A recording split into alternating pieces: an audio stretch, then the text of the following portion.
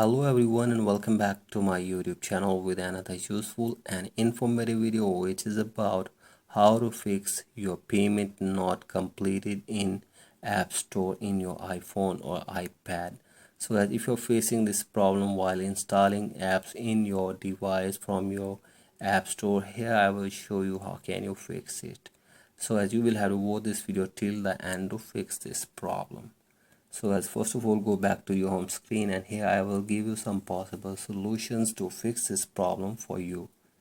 So first of all, open up your settings, and from here scroll it below and tap on screen time, and from here scroll it below and tap on content and privacy restrictions, and from here tap on iTunes and App Store purchases. So as from here simply allow installing apps and then allow in-app purchases in here. So I simply allow them and check if the problem is fixed or not.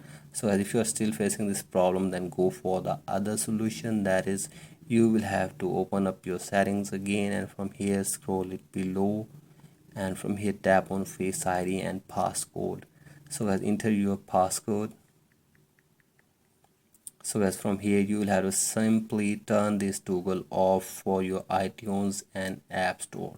So as simply don't use your Face ID or your Touch ID to install or purchase apps in your device.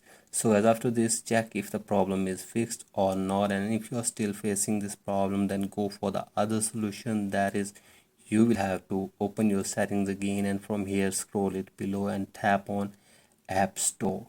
So as from here you will have to simply turn all these toggles on for app downloads, app updates and in-app content, and from here turn on the toggle for automatic downloads. So I turn all these toggle on, and after this check if the problem is fixed or not.